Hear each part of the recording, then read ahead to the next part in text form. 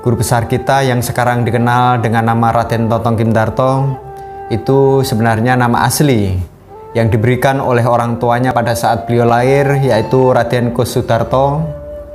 Beliau lahir di Kota Madiun tanggal 20 Oktober tahun 1953. Dilahirkan oleh seorang bapak, yaitu namanya Bapak Supiman Prawiro Swiryo, dan Ibu Raden Ajeng Supanti. Itu adalah ibu dan bapak kandung daripada Raden Totong Kim Darto yang nama aslinya tadi sudah saya jelaskan, yaitu Raden Kus Sudarto. Namun pada perjalanannya, karena beliau Raden Kus Sudarto itu lahirnya sama, ya, istilahnya orang Jawa ketika lahir sama dengan orang tuanya, yaitu lahir pada hari Rabu Pon, orang tuanya juga lahir pada Rabu Pon. Akhirnya Raden Kus Sudarto itu diberikan kepada saudaranya, ya, saudara kandung dari Ibu Raden Ajeng Supanti, yaitu Raden Mas Sentardi. Jadi Raden Kus Sudarto itu diserahkan, diberikan, istilahnya dibuang, tapi itu sebetulnya hanya diserahkan gitu aja, serah terima gitu aja, untuk dirawat oleh saudara kandung dari Ibu Raden Ajeng Supanti kepada Raden Mas Sentardi. Ya, itu adalah saudara kandung dari Ibu Supanti. Beliau adalah terah keturunan Kartosuro. Raden Mas Sentardi itu punya seorang istri keturunan Tionghoa, yaitu namanya Oi Kim Lianiu, ya. Yaitu kalau teman-teman yang biasanya main di rumah beliau itu manggilnya cuma Mae gitu aja, tapi nama sebenarnya yaitu Oi Kim Lianiu. Karena beliau dipungut oleh Raden Mas Sentardi dan kebetulan Raden Mas Sentardi itu nikah dengan seorang keturunan Tionghoa, akhirnya Raden Kus Sudarto tadi namanya pun diganti oleh Raden Mas Sentardi dan Oi Kim Lianiu menjadi Raden Totong Kim Darto. Pada tahun 1984, tepatnya pada tanggal 30 Oktober 1984, beliau menikah.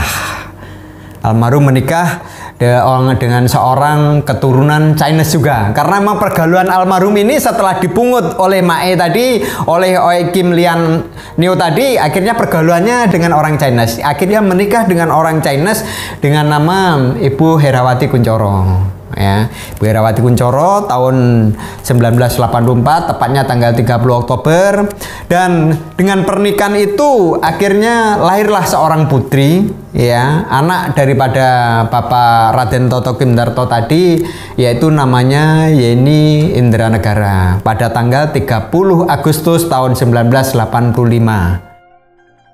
Selain beliau belajar dari pengalaman melihat film dan lain sebagainya, juga ikut bela diri yang ada di Madiun pada saat itu. Bela diri yang pernah diikuti ada Kempo, pencak silat, dan perguruan-perguruan yang lain pada saat itu. Namun disampaikan pada saat itu oleh Mas Totong, beliau belum pernah disahkan oleh salah satu perguruan. Setelah beliau tumbuh dewasa, setelah lulus SMA, beliau merantau ke Jakarta untuk menggali lebih dalam kaitannya dengan ilmu bela diri maupun ilmu kanuragan, yaitu di Banten, di Jawa Tengah, dan di tokoh-tokoh ulama yang lainnya. Pada saat beliau mendirikan pada tahun 1980, yaitu perguruan KSP Kerasakti. Di dalam perjalanannya awal mendirikan memang beliau tidak langsung membuka untuk umum, tapi mereka diawali dari saudara-saudaranya yang ada di seputaran lingkaran beliau. Setelah dilatih 1-2 orang, teman dekatnya dan lain sebagainya, setelah itu, setelah berkembang, ya, ada beberapa murid diberikan kesempatan juga untuk mengembangkan di tempat-tempat lain, di Kota Madiun, Kabupaten Magetan, maupun di Kabupaten Ngawi.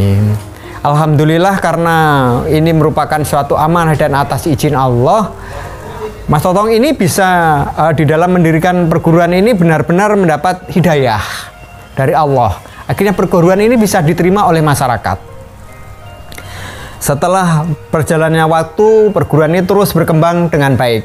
Bisa diterima di wilayah-wilayah lain selain tadi saya sampaikan Madiun, Magetan, dan Ngawi, juga diterima di kota-kota yang lainnya yang dibawa oleh muridnya. Jadi bukan Mas Totong sendiri harus ngelatih di wilayah-wilayah yang lain, tidak, tapi muridnya yang melanjutkan.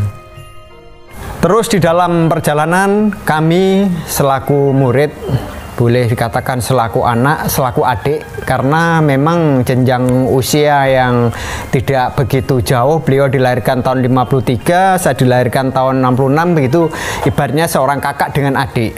Kami selalu begitu saya mengikuti latihan pada tahun 1982, pada saat itu saya masih duduk di bangku SMP kelas 1, saya terus ikut berlatih. Dan pada saat saya sekali ikut berlatih, saya tidak pernah putus. Saya selalu ada komunikasi dan selalu berdekatan dengan beliau. Ya, akhirnya dibentuklah suatu perguruan ini. Menjadi awalnya perguruan itu perguruan yang tertutup, hanya internal antara guru dan murid, antara yai dan istilahnya santri.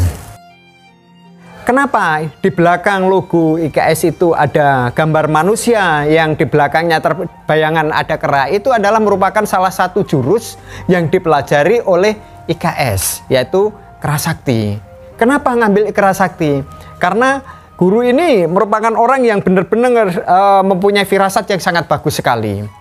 Karena IKS atau kera ini merupakan suatu hewan yang sangat cerdik sekali di antara hewan-hewan yang lain.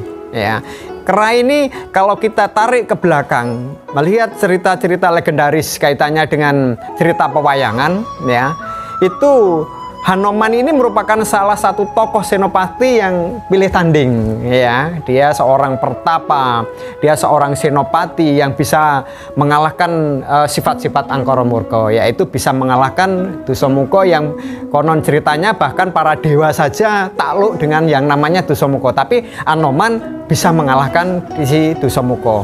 Dan gerakan yang diambil karena kecerdikan dan kegesitan kera itulah yang diambil oleh guru kita. Jadi itu hanya sebagai lambang saja, sehingga simbol itu dianggap mereka masyarakat secara umum yang belum menggeluti kaitannya IKS, banyak yang mengatakan bahwa IKSP Kera Sakti ini ajarannya sesat. Kalau kita melihat ajaran yang diberikan kaitannya doa, ya semuanya akan tahu bagaimana sarsilah isinya. Kita mendoakan guru, bagaimana kita di situ ada ajaran-ajaran yang selalu mendekatkan kepada Allah. Kaitannya agama, semua agama bisa masuk untuk menjadi bagian dari IKSP Kera Sakti. Agama Islam, Nasrani, Hindu, Buddha, dan lain sebagainya bisa bergabung dengan IKS. Untuk suku, ras, dan golongan juga tidak bedakan. Golongan apapun bisa masuk menjadi bagian IKSP Kera Sakti, tidak membedakan. Kaitannya dengan ajaran, memang guru itu belajar dulunya dari para yai. Akhirnya di situ banyak ilmu yang didapatkan itu dari Al-Quran. Tapi itu ilmu, sekali lagi itu bukan ajaran suatu agama, tapi itu ilmu, kebetulan ilmu itu didapatkan dari Al-Quran, dan Al-Quran itu dari bahasanya bahasa Arab. Jadi bukan mereka yang ikut di IKS ini wajib untuk masuk menjadi memeluk agama Islam, tidak. Tapi itu semuanya boleh mengikuti. Bahkan di situ ada juga ilmu-ilmu dari kejawen dan lain sebagainya. Karena memang guru belajar dari beberapa guru, tidak hanya ke satu guru. Jikung ini adalah merupakan suatu gerakan, yaitu pernapasan. Kita orang hidup ini selalu membutuhkan udara yang bersih, kekuatan di dalam diri kita. Tujuannya istilahnya jikung itu mengambil kekuatan alam dengan menghirup napas kuat-kuat ke dalam diri kita. Setelah itu ditahan kekuatan alam itu ditahan di dalam diri kita. Setelah semuanya diolah oleh tubuh kita, baru itu dikeluarkan lewat mulut. Nah, ini jikung ini adalah suatu pernapasan untuk mengolah kekuatan alam yang ada ini di dalam tubuh kita. Sehingga dengan kita sering melakukan jikung, insya Allah kita akan bertambah kekuatan kita atau imun kita di dalam tubuh kita.